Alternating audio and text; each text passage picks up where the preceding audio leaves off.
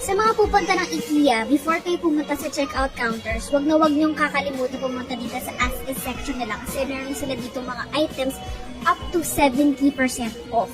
So, ito yung mga items na usually display or sometimes naman mga returns. So, malaki talaga yung mga discount sa section na to. So, for example, this one, 2,990, 1,900 na lang. Itong bed na to from almost 24,000, 16,000 pesos na lang. Meron ding mga bed sheets. Ito, meron akong nakitang bed sheets for kids. 50% off from 1,590, 795 na lang. Meron din sila ditong mga tools, mga decor.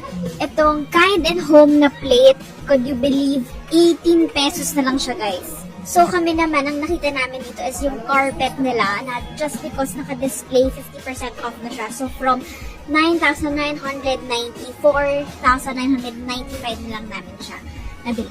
So, I hope that helps!